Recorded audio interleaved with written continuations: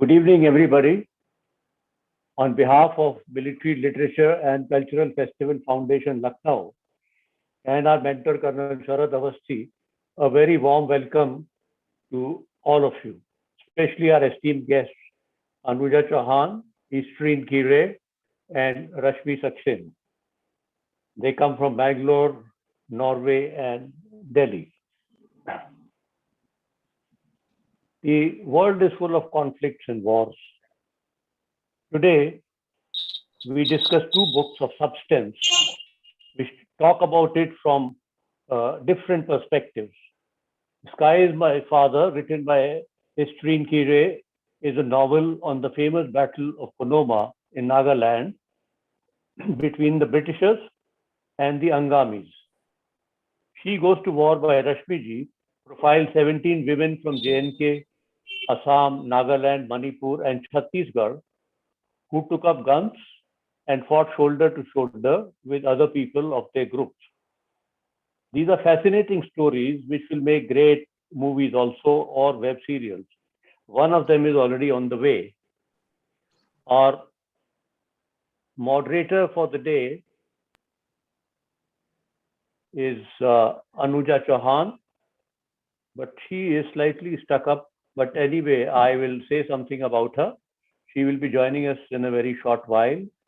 She is often described as the popular Indian fiction writer, and she's authored 6 best-selling books: The Zoya Factor, set in the world of international cricket; The Battle of Bitora; Those Pricey Thakur Girls; The House That BJ Built; and she wrote Air Force Historical Bazz, which is set in 1971, and her latest book, Club You to Death. She also works in the advertising, and she's best known for her campaigns like Nothing Official About It, Ye Dil Mange More, and so on. All her books are being adapted into movies or web series. The Zoya Factor by Fox Studios and Battle of Victoria by Anil Kapoor Films, and so on. She writes fortnightly columns in the weekly magazine She's a Nation, and she lives outside Bangalore with her husband, Neeraj Talva. Now, coming to today's session, a few words about Easterine. She was born in Nagaland and had a PhD in English literature from Pune University. In 2003, she published her first novel by a Naga writer in English, Sky is My Father, which we'll be discussing today. Her other novels are Terrible Matriarchy, Brittle Wormwood, When the Rivers Sleep, which won the Hindu Literature for Life 2015, for Naga Literature in 2019. Her novel Mari on the Second World War in the Naga Hills has been translated into German. So far, her 6 books have been translated into German and 2 into Norwegian. She has also written many children's books and several articles and essays. She's been awarded the Governor's Medal for Excellence in Naga Literature and many more awards. Rashmi ji is a pioneer amongst the women newspapers in India, is a senior journalist with over 4 decades of experience in news gathering from print media and 3 years in the electronic media as a channel head. Her expertise is in covering national politics, foreign affairs, and social gender issues. She joined the Hindustan Times in 1971 and was the 3rd woman reporter in the city and the first woman crime reporter in Delhi. She has reported for the Telegraph in Sri Lanka, worked in the Delhi bureau of Sunday, Sunday Mail, and The Week. She has won several awards for reporting. Currently, she is the consulting editor of the Hitavada, a 107-year-old largest circulating English daily from Nagpur, Jabalpur, Raipur, and Bhopal. She is also on the editorial advisory board of Indian Reviews and Analysis and the Journal of Think Tank Society for Policy Studies. Today, we'll be discussing her book, She Goes to War, Women Militants of India, the first of its kind book published by Speaking Tiger, which opened to rave reviews in 2018. So, before we get on to the questions, I will request both the authors to say, just give us a small resume about their books as to why they wrote it and what the book is all about. First, we'll request Easterine. Over to Easterine. Good evening. It's very nice to be here. And without wasting too much time, I'll talk about my book. Sky is My Father was actually had the title A Naga Village Remembered when it first appeared in 2003. And I'll talk about the title later. I was very inspired at university by books of African writers. That was the first time I was introduced to African writing. And they had written an insider's perspective of their cultures and of their histories. And in my people's history, I found that that was missing, the insider's perspective. And we were written about, but we had not been given the opportunity to write about ourselves. So this is what Sky is My Father is about. And of course, there was a lot misrepresentation and misinterpretation of our culture in the anthropological records or political writings from the 1800s. So this tries to correct those views because you can't fully blame the colonial writer. He was positioned from outside and was looking in. But Sky is My Father is about the insider looking out and giving a Naga-centric view.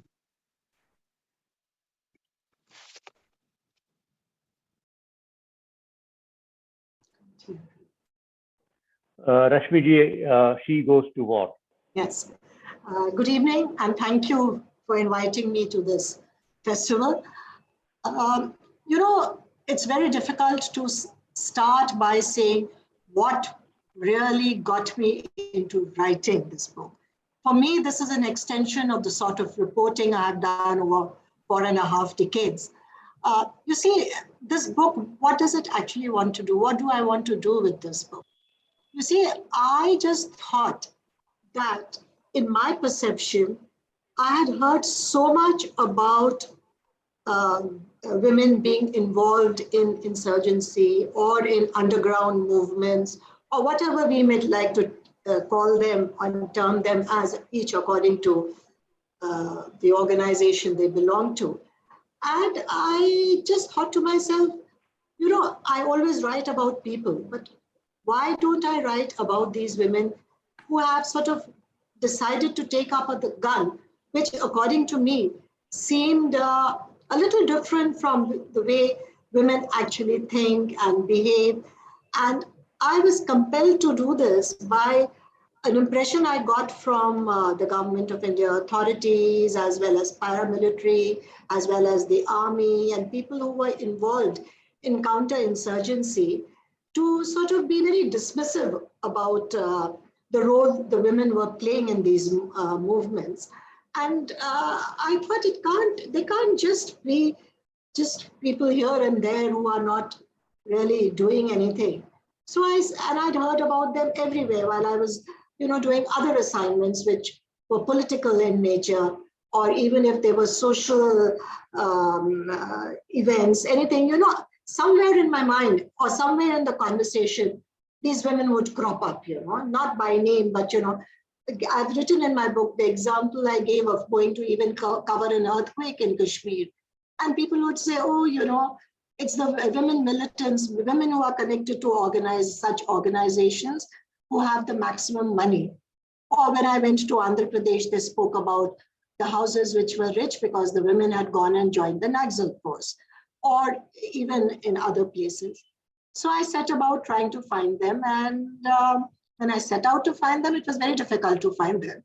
But, it was such an insight meeting these people, more than meeting to get them to talk. I had to stay with them for a few days, or often make 10 visits, to be able to get them out to speak to me. And then I realized that the sort of work they were doing in their movements, if it wasn't for the women, I don't think any insurgency can actually survive. it is whether they are overt or covert support. No insurgency, according to me, can really survive and carry on without the support of women. So the idea was to actually tell the world at large, as well as the domestic audience, and more so agencies involved in counterinsurgency programs, that look, you have to look at this large number of women who actually are doing work which is extremely lethal. So please do not underestimate what they do, what they are capable of doing, what they are being used to by their leaders to do. And the most important thing which I found was, talking to them over a period of, say, about 2 years, that these women are the ones who actually, in their heart of hearts, yearn for peace and they yearn for return to normalcy. So if the government really wants and is serious about peace talks, they have to have and have to insist that women should be on the talking table. That's it. Thank you. So nice. And with that introduction, Anuja Chauhan is here. Anuja, a very warm welcome to you. And we have set up the stage, and I will request you that you get on with the conversation straight away. I already introduced both the authors. Anuja. Hello, ladies. Hello, everybody at the Military Lit Fest. It's such an honor and a pleasure to be here. I'm really sorry I'm late. I may have to bounce out again in a little while, so just apologies in advance, but very excited about this session. I think Hemant has done a brilliant job of introducing everybody so far. So I think we can just kick off with the questions. The first questions for both of you, we can go one by one on the answers. I wanted to know, firstly, I think even the listeners would be curious to know why you felt compelled to write these particular stories in particular.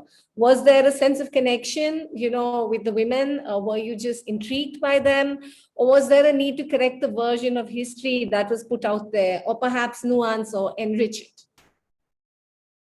We agreed that in a battle, in a war, is the victor who writes the history of the battle.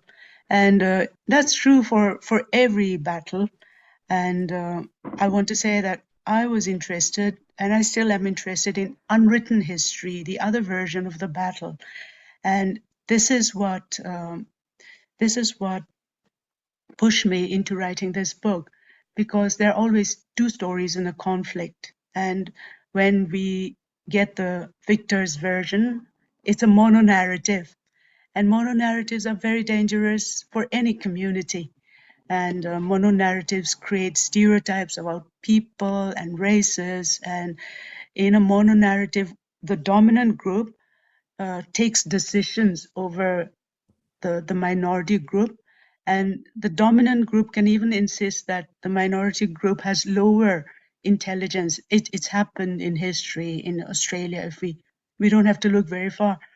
And in essence, mono-narratives rob the minority group of the human right to define themselves, to describe themselves, and they end up being defined and described by outsiders and according to the perceptions of outsiders. So this was one, not the main, but one of the reasons why I wrote this book. And I'd like to call it a cultural investigation into the culture of my people, and that's what I've brought out. So although we talk about it as the last battle of resistance, there's so much more than just a recording of a battle. Yeah. And you've done it so beautifully. I mean, the mission you gave yourself has been accomplished so well there. Rashmi, were you also on an investigation of sorts? And what was it? Yes, an investigation of sorts. And I have to confess that I started on this because I was really intrigued by these women, whatever I had heard of them, which was very little, which I really discovered later. And why was I intrigued by them? Simply, there were two reasons. One, in my perception, which may be absolutely wrong, I thought it was not the first choice of a woman ever to be violent and take up a gun or to kill or to do anything, whatever may be the motivation. And if it is so, the motivation has to be extremely compelling and extremely solid, I would say, for a woman to do that. So as I started off, I said, I have to find out who these women are. How do they think? Why are they doing something which is, according to common parlance, is something which is not in the copybook of a woman? Let's put it like this. However modern times we are living in. And how did I really come across them? When I was doing other stories, I was doing political reporting, or I was, on other assignments, I would hear of these women. I mean, for example, I was covering elections in Madhya Pradesh, and part of which is now called Chhattisgarh.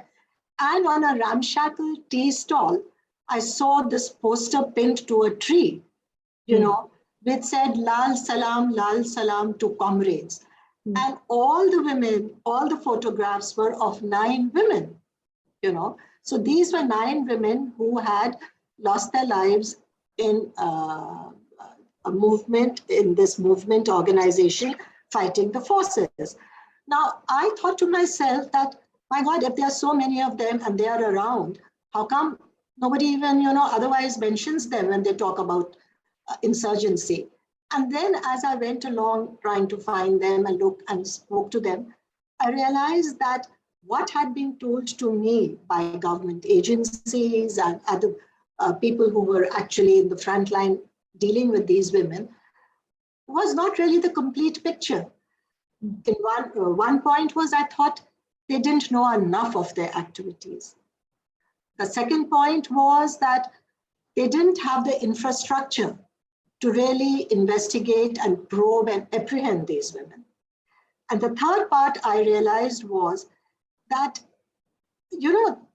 at the end of the investigation, I felt no insurgency can actually survive and flourish without the support of women, be it in any part of our country, more so in the world. And that was the time, when women militants were also hitting the international headlines. We had about, I don't have to go into all that. And before that, I had covered Rajiv Gandhi's assassination. So as I went on, I realized that here were these women who were capable of doing so much because they were so motivated at some stage, or they had leaders who motivated them, or they had other compulsions.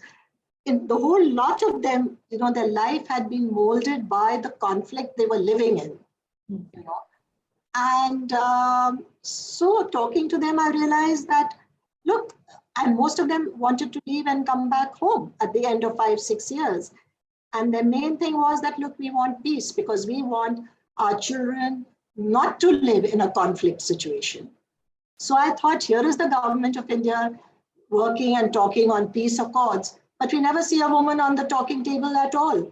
These are the women who actually need to be spoken to, because they, in a way, were different from their male colleagues in these underground movements. So that's how it began, and that's how it went along. It's interesting how you say that war is never, picking up a gun is never a woman's first choice. But having picked up the gun, how, the characters in your books are dealing with war and militancy on a regular and long-term basis. Absolutely. For a long time. And how does that impact them? Does it have a desensitizing effect? Do they have to, is there propaganda? Is there brainwashing going on? How do they, or do they grasp at the little joys to normalize the situation? What is it like to live in a war-like situation on a regular long-term basis?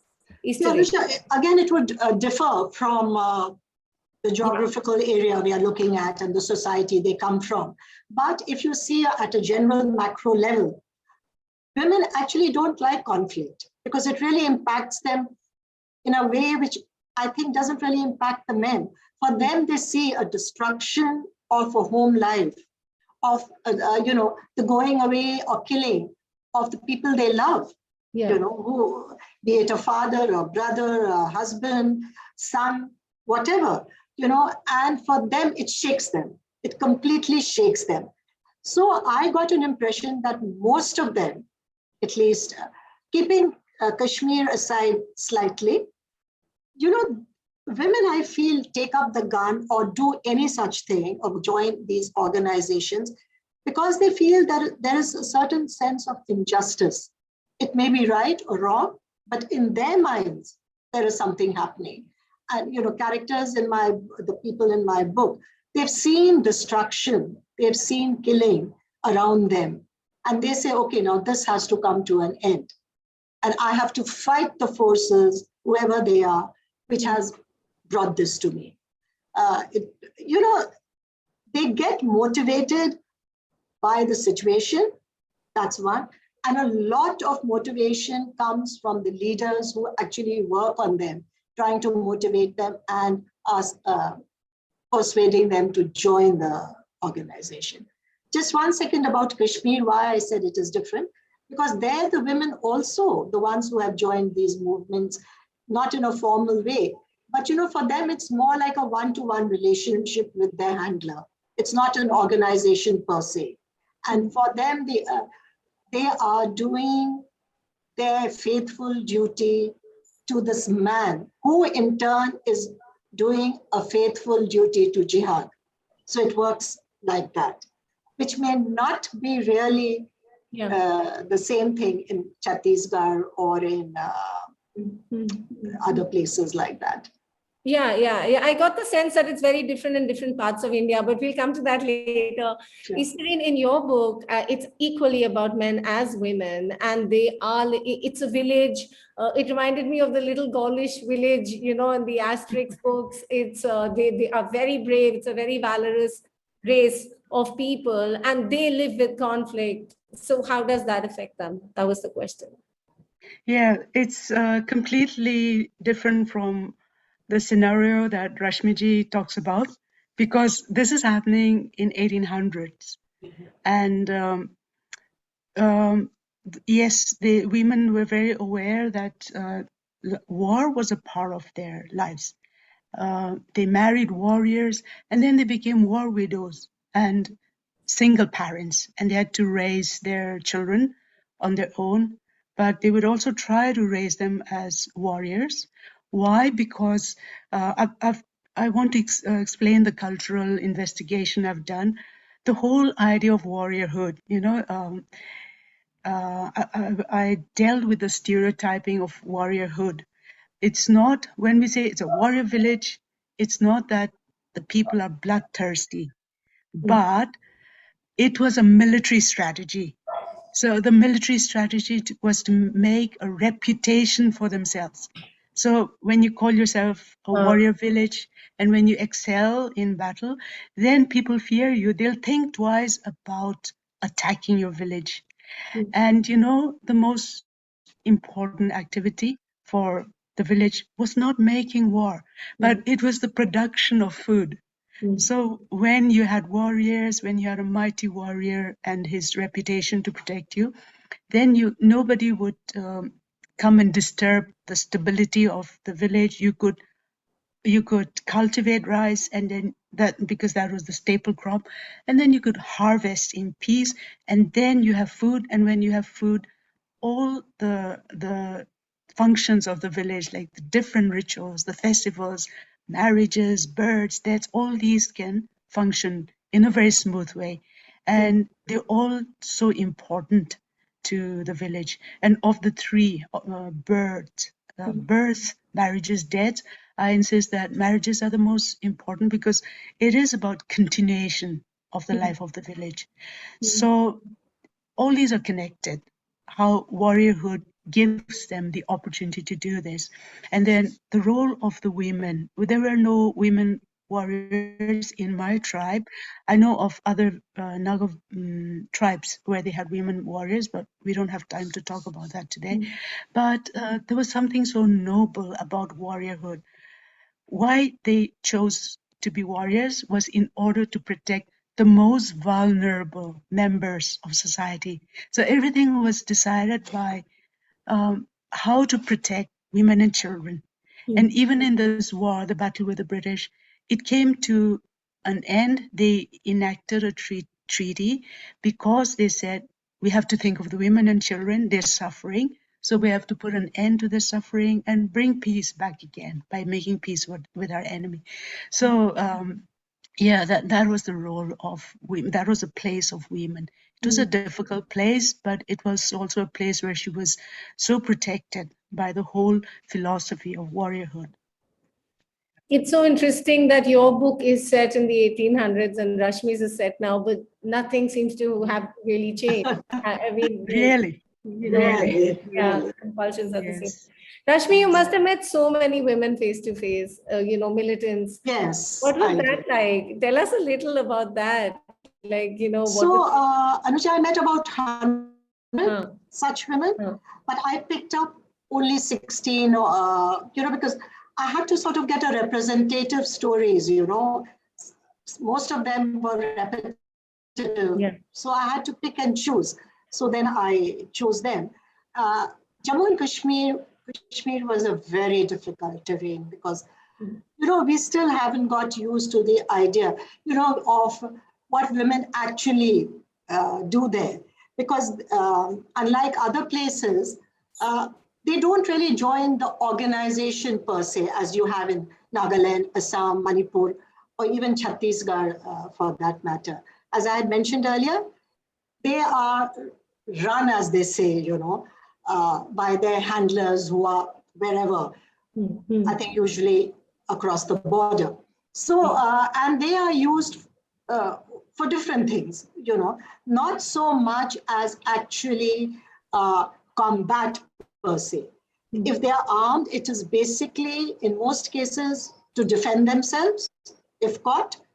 And sometimes they are, of course, also given targets, which may not necessarily be only armed forces. It could be inter-gang rivalry. It could be just anything, maybe an informer, perceived informer.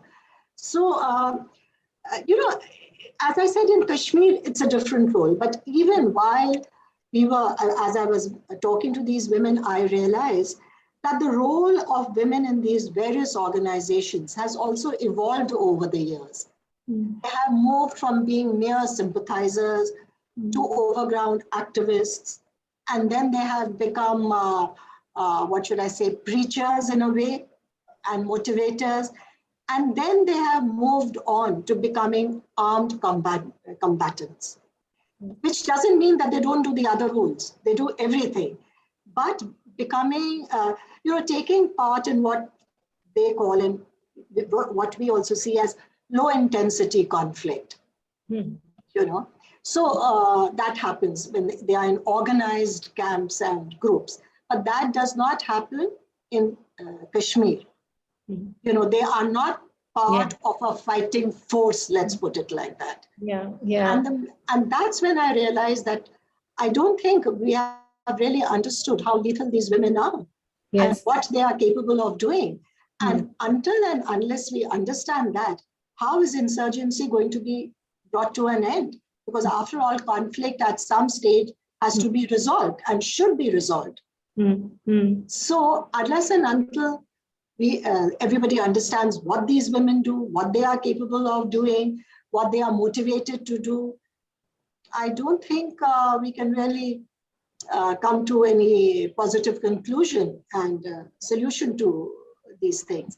And my main plea has always been the government of India, army, whoever is involved, please get women at the talking table. You have to talk to them to understand why they are doing this and what they are doing, to make them understand that the gun is not the answer. Militancy is not really an answer. Because they themselves are looking for solutions. Yeah.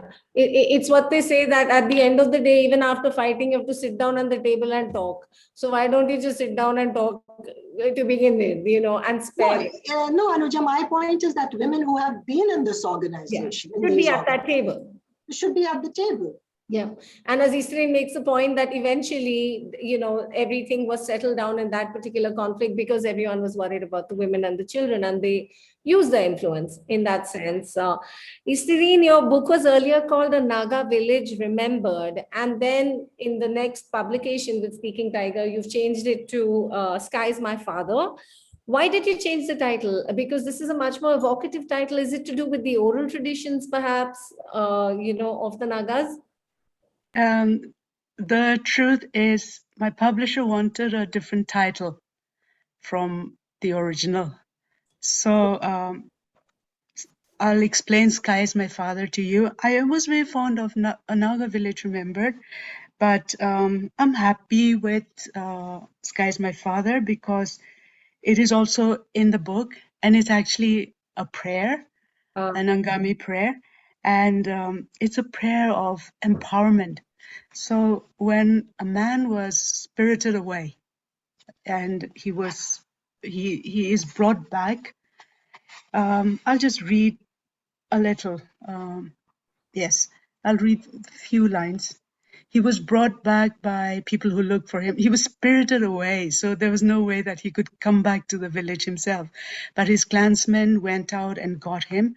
And when he came back, he still struggled for 2 days because he could not regain consciousness since the spirits were continuing to hold on to him. But finally, when he does, it happens like this.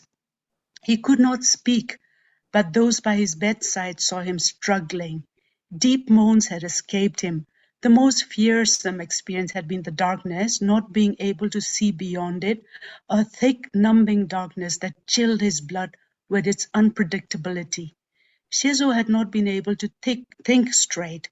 Later, when he recovered, he tried to remember why he had not been able to claim the protection of the words, "Sky is my father, earth is my mother, I believe in Kepenyofe." So this is actually a prayer of empowerment, and a man, or usually it's a man out in the forest, and if he meets forces unknown to him, this is what he says. Or if he even sees a storm coming, he would cut a tree partly with his machete, and then he would just say, "Sky is my father, earth is my mother, I believe in the creator deity." And he feels protected. So it's protection, and then it's empowerment. And for me, I feel that Sky is My Father is a key, and then it opens up a way, and it points us back to the spiritual beliefs and the cultural practices of the Angamis.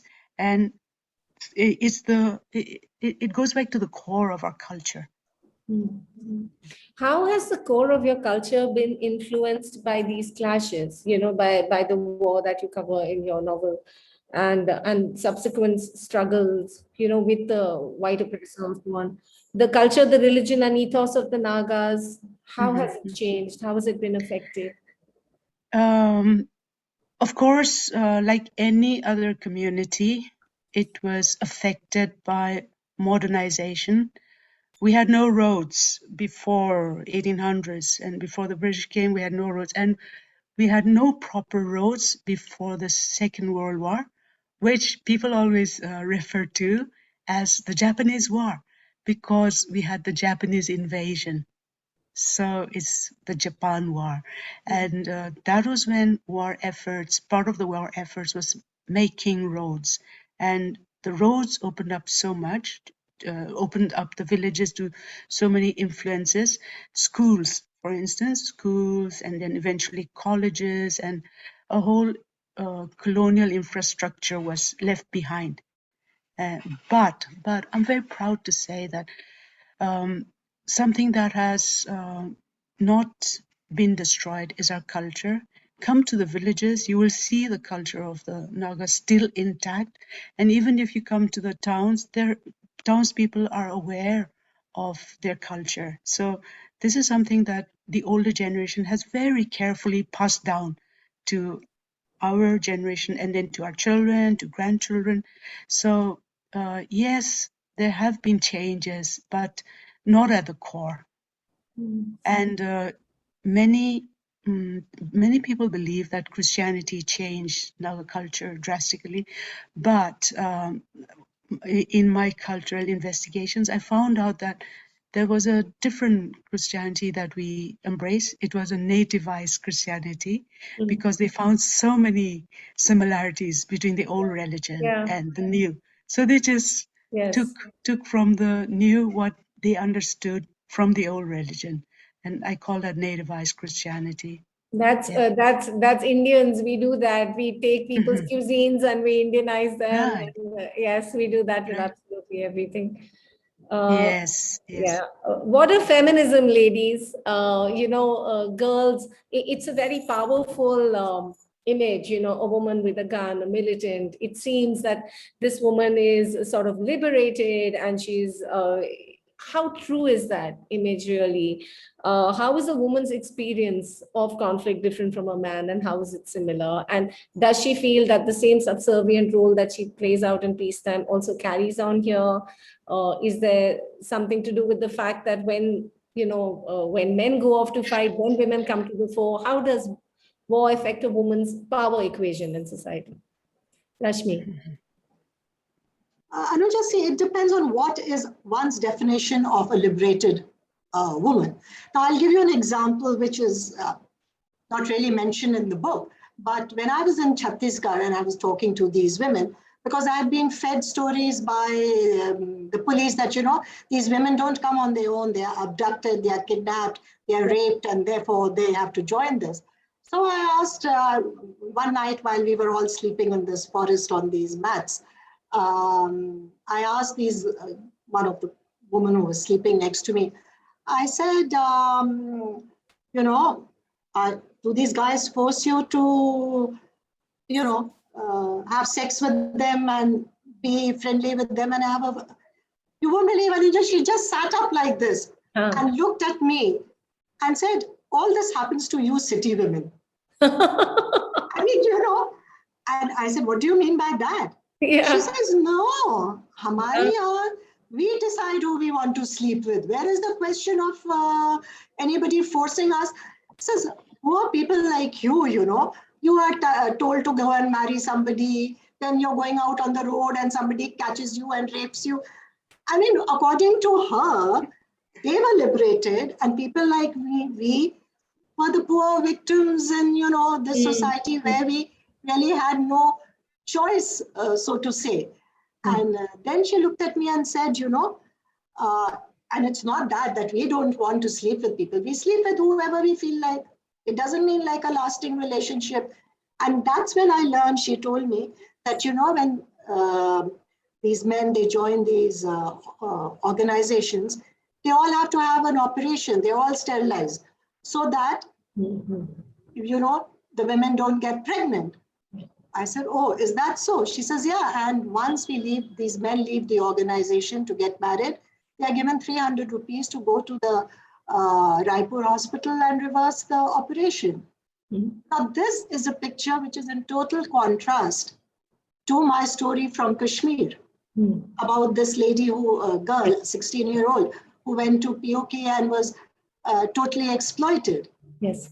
So, my point is that it all comes from the society they are functioning in, they are growing up in. Now, in the Northeast, we have far more gender equality than you have in Kashmir, for that matter. So some issues which seem very important to us don't exist in their society, And so their position in these organizations and outfit depends a lot on the societal norms they have grown up in and the society they are in. So when you say that, is it that when you see them with the gun, there is a feeling of a liberated woman? I would say that when they have a gun or they are part of this organization, they definitely feel more empowered. Let's put it like that. Not because of gender equality or inequality or anything, but the gun and the power that it brings to them does make them feel more empowered. Easterine, what would you say to that? The women that I write about in this book, they are from the village, so they're uneducated, but that doesn't mean they're less. And I see them empowered in a different sense.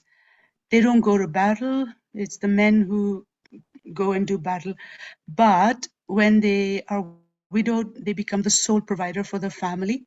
And though they are not fighters, they're fighters in a different way, because theirs is a lifelong fight for their families, providing for their families, providing food, and also when the children are young, providing protection for their families. So um, the main one of the main women characters in my book is a widow who struggles to bring up her two sons, and it is not just giving providing physical shelter and food, but she also has to provide the right spiritual teaching. So she holds up their father, who is long dead, as a hero to them, and tries to give them the same principles that he lived by. And that is empowerment. I think that she takes on such an immense role, not just her role, but his role as well. Can I just make a point here, if I have your permission, Anuja? That, when you were talking about do they feel liberated, empowered, and whatever, somewhere at the core, they still have that feminine angle to their personalities.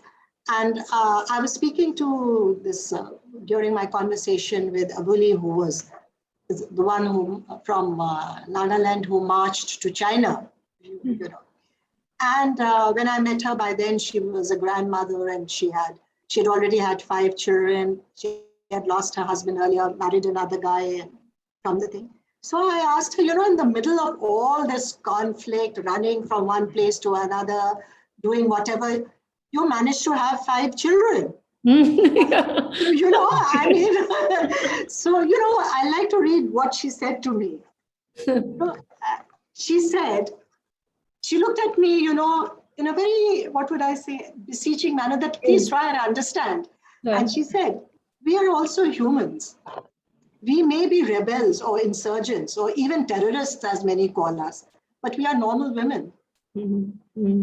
So somewhere in all this, even Chhattisgarh, Kashmir, everywhere, they have that space in their heart for love, for children, to be wanted, like most women, Yes. Many armed goddesses. This is the correct season to talk about that. Going back to what we call normal life is very difficult for war veterans, for women or men or children or anyone who's been in a state of occupation or conflict or whatever. With the books you all have written, on the exposure you've had, and the things that are percolated through your minds through this long immersion and investigation, what do you feel is the best way to help physical and emotional scars to heal? What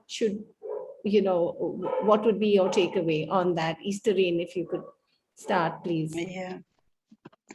I think this is a tough question because I don't see myself as a solution maker.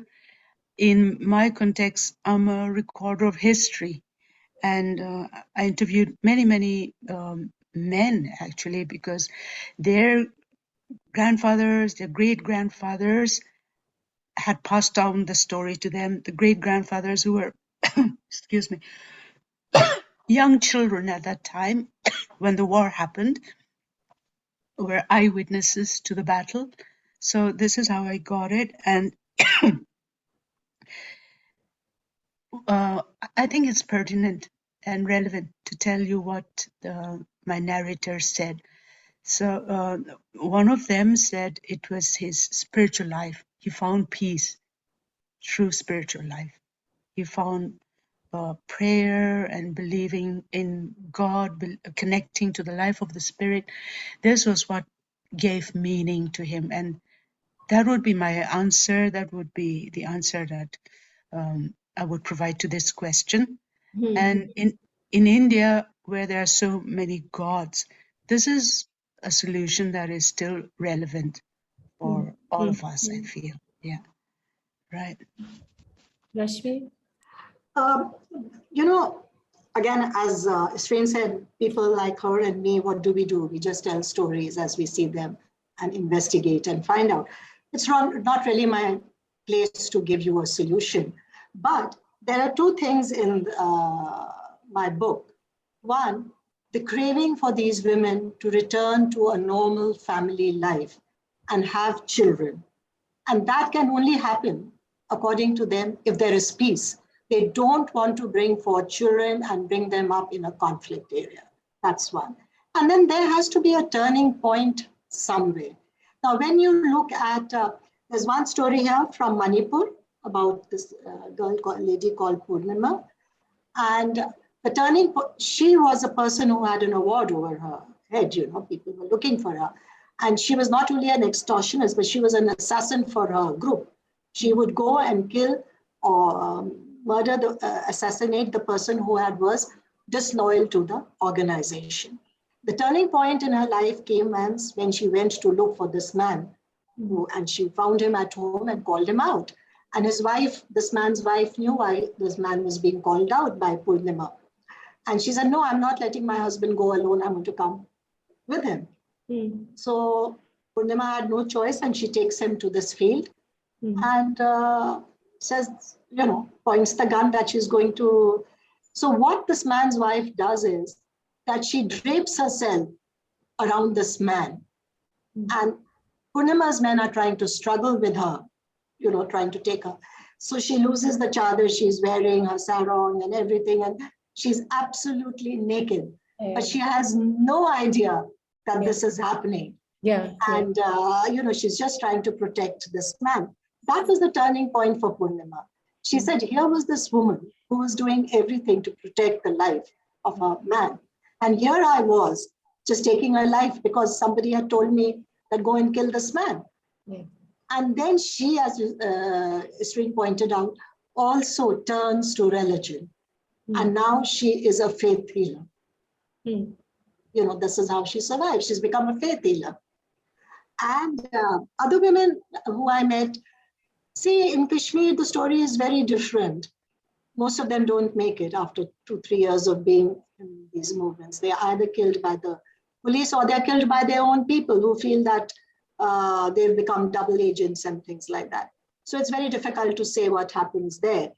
But in these other places, the quest for peace, a resolution to conflict, and then wanting to go back, there is something happens in their life. Like in Chhattisgarh, this lady told me that the shelf life of a woman militant is not more than 4 years. You either die in those 4 years, or after 4 years, you're not good enough. Your reflexes slow down and all that. So they have to find something else to do and basically want to go back to motherhood.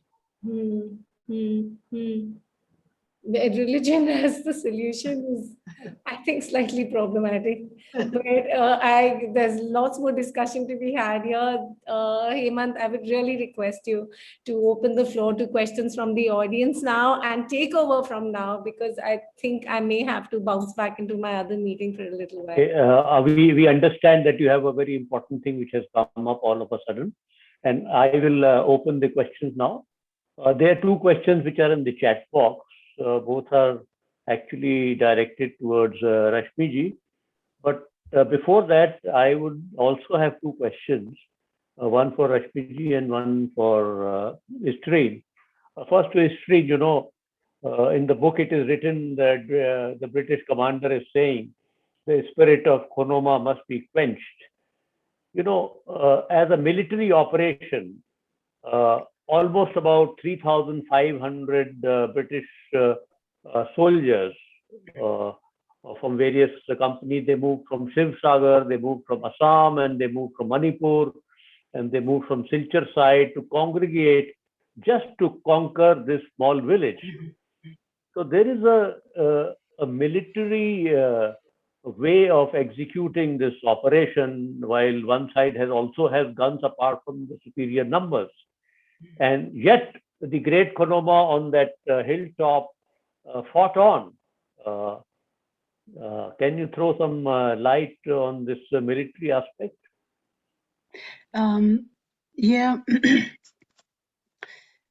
I think the colonial forces didn't understand how much the village meant to the people of Khunoma, because it was not just land, it was an entity in itself. I want to read a bit from chapter 7, and it makes it a little more clear. Chapter 7, page 50, it's the hero of the village coming back. At the Merher Kuda, that's the fort, he drank in the cool morning air and closed his eyes against the strong wind blowing up from the valley. How good it was to be back in the village, to be among his people. Impulsively he picked up a bit of soil and smelled his earthiness.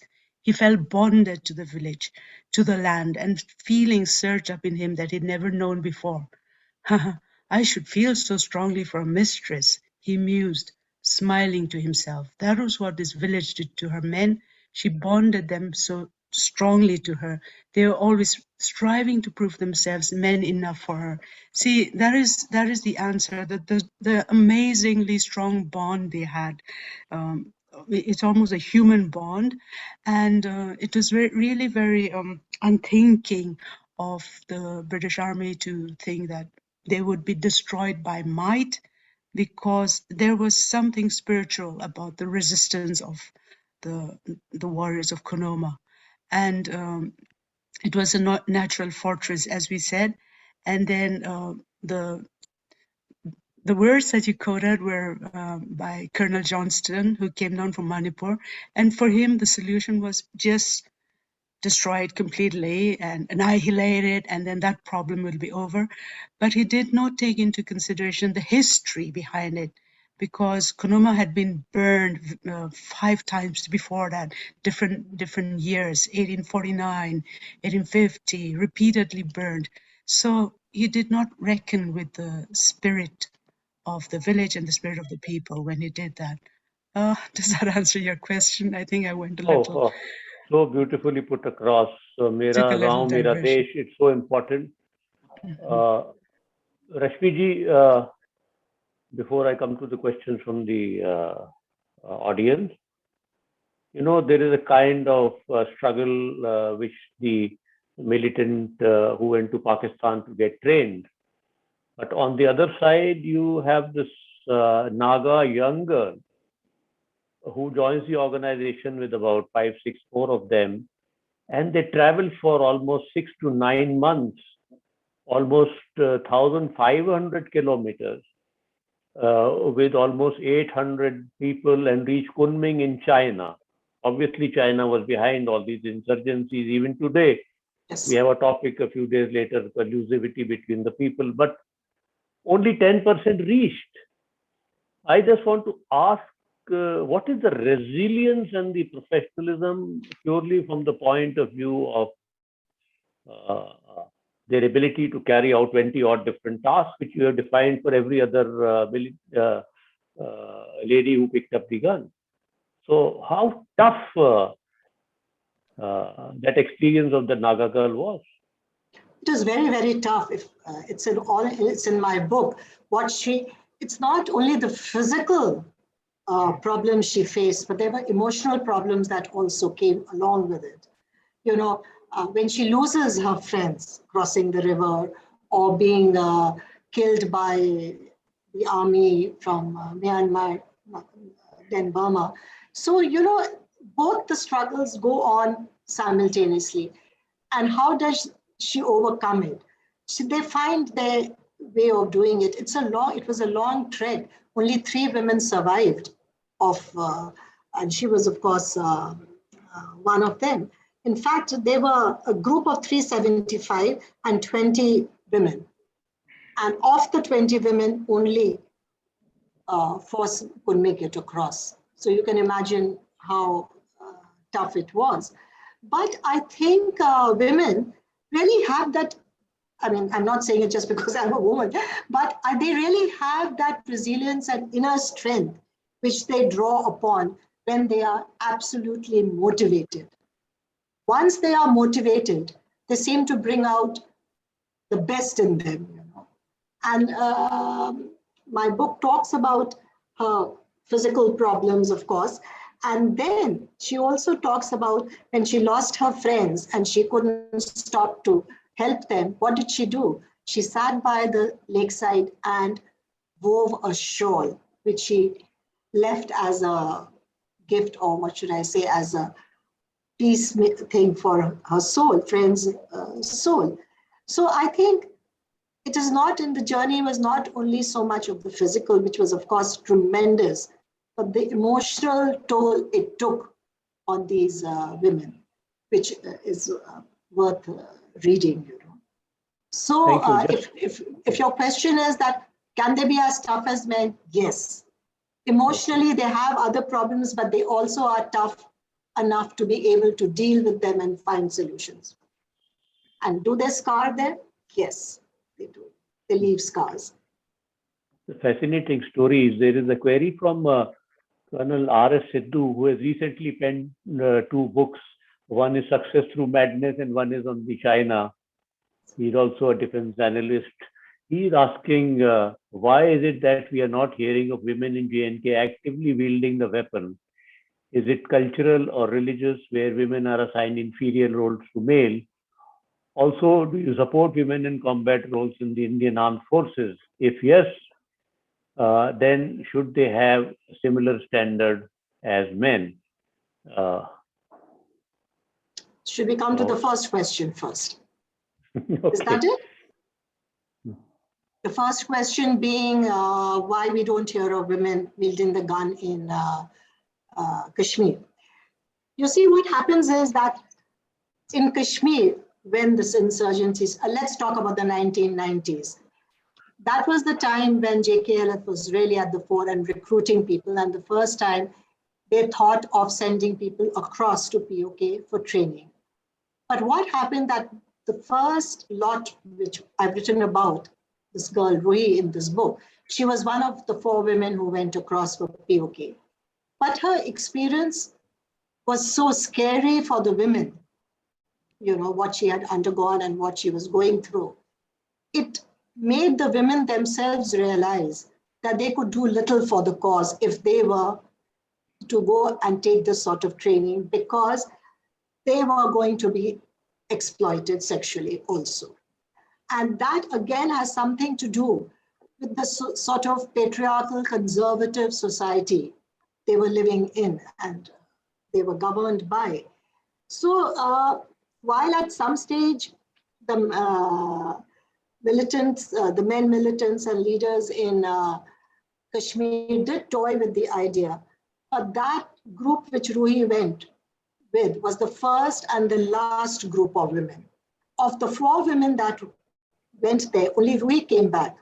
Other 3 completely disappeared. Nobody knows what happened to them.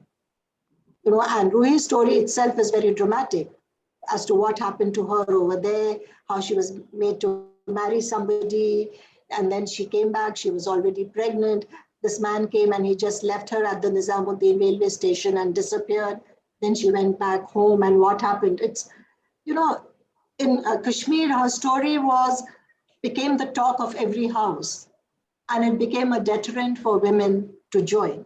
Now, why are they not given the gun? As I said, there is no structured organization in Kashmir where women join and become combatants. They don't. These overground workers, as we call them, they work solely. They are, you know, they are on their own, and they are given a gun and a cell phone, etc. But that is only, as I said, when for specific tasks. It's not as if they take part in an operation per se, where there are other men and other women who are taking part. They actually are loners in that sense. And their main job is not to kill people, but they are more like couriers and information gathering, and which they pass on. They use the gun if they feel threatened or have been specifically asked to kill an individual, which is unlike what happens in Chhattisgarh or happen in Assam or Nagaland and Manipur.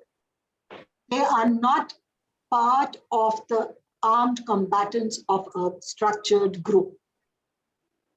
Kashmir. The second question was about, sorry, I lost track of that, was whether women should join the armed forces. Is that it? Yeah, the exact words are, do you support women in combat roles in the Indian forces? If yes, should they have similar standards? So they are two separate parts. I think maybe only second part we tackled. What is, I didn't understand what the person means by similar standards of training, pay, Yes. status? No, there are standards which are slightly different for the women cadets and women officers. While when you're giving tasks in the operations, your capabilities ought to be same. This is one of the way people talk about it. So he's asking the same question. I really am not the expert on this, but I can, from what I have gathered talking to these women who I've written about, that they can be very disciplined, motivated, and can perfect their skills also. Like even in the army or anywhere else, the leaders choose who is good at what, and that is what happens even in these militant organizations. The leaders decide, depending on the temperament and physical capability of the person, what task that person is best fitted for. And my answer, of course, is that every woman should be allowed to do what she feels like and feels that she's capable of doing. I'm sure a woman who decides to join the armed forces and the combat part of the forces knows what she's going to be up against if whatever happens. So it's for that individual to decide whether they want to go in for it, not go in for it, and their capabilities will decide what standard and which slot they can actually be put into. We now even, as if I'm not mistaken, have women pilots who go into the war zone. And after all, even if a man from the army is caught by the enemy, he's also tortured. He also has a rough time. We've seen all these cases. So it's not that the person who decides, a woman who decides to join will not be aware of all the dangers, potential, hazards, everything. They would know. And if she's found physically unfit, like a man is found physically unfit, the army knows what to do with them. So nice. Actually, yesterday only, a day before, there was a huge conversation on the subject on the platform of the Shanghai Cooperation. Now, last two questions. One is for Rashmi ji, and then we will wind up asking Easterine a lighter question to finish with this today's serious subject. And that would be, what is Khunoma like today? We would like to visit that beautiful place. And but before that, Colonel Chauhan is asking, when we say we must hear women, please, in which area? Second, do you think they have any say? Because most of them are led by men and the handlers in the so-called battlefield. Please educate us. So this is for Rashmi ji. Yes. So you see, this is my point. This just proves the point that the leaders of these underground insurgent movements are actually using women for tasks which they find the men cannot do or will not be able to achieve with that much of success. So they use these women. But when it comes to leadership roles, they don't give them that space. And most of the women I spoke to, like this girl in Chhattisgarh, she told her people that, look, I want to lead an all-woman group. And when they went to this village to carry out an assault. So, they had to fight for their space. So if the government insists that, look, you have, according to official figures, 30% of the organization, of such organizations are made up of women. So they can always tell the leaders that, look, we also want one of your women comrades to be at the table. We want to hear her point of view, So except for this Assam, where the NSAM, there is this Uli Avuli who's reached this high status in our organization. She's one of the senior most in the organization. In other organizations, you don't find women in leadership roles at all, except when you hear of this girl in Manipur who was given this, not even a leadership role. She just converted into an assassin, an extortionist, you know. But she was not the one who was making a policy or deciding a policy for the organization. You know, she was just doing it to survive in that given space. So it's for the government and other agencies to insist on women being at the table, asking these organizations to bring their women. And over a period of time, they will say and speak their mind. So nicely put across.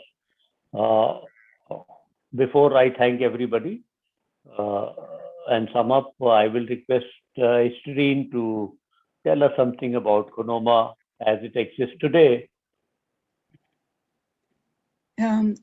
I do encourage you all to visit Khunoma, not just because it's a historical village, the warrior village, but because today they are still warriors of a different kind.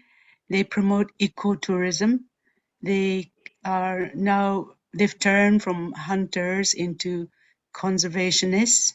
So it's one of the cleanest villages as well, and they have controlled tourism. And the village provides B&B, and you get genuine Naga food. So it's a new life for the village, but the cultural life is still intact. And I think that's such a beautiful marriage of the old and the new. So yeah, I just have nothing but praise for Khunoma today. Okay, I'm sure once upon a time it had 500 houses. Are they sticking to that number? And now it's much more, but Okay. not terribly much. 500 warriors, that's what they had earlier. Okay. Coming to the end of this most a wonderful session of so much of substance. Firstly, thank you both of you for writing these books and bringing them to the audience. Rashmi ji, 100 militants, remote areas, difficult communicating with them, living with them, I think speaks of your courage and perseverance to continue. It is a very path-breaking book which you have brought about, and it's been so nice. People would have forgotten about Khunoma. As thanks for bringing this book, and I will request everybody. Actually, everybody in this country should. This is the history, the present history and the past history. Everybody must go through these, and they must be debated and discussed in universities and colleges and things like that. We are truly honored at the Military Literature Festival, Lucknow, and on behalf of Colonel Sharad Awasthi, who is our mentor of the Military Literature and Cultural Festival Foundation, we thank all of you and we thank the audience. Thank you so much. And let's get on with our next session. I forgot to inform, which is tomorrow, and that is the war correspondence. I can assure you that is going to be some nice storytelling by the people who were there on the ground as to how things were opening up and what was the both in Afghanistan in 2001 as well as in 1971. Thank you all.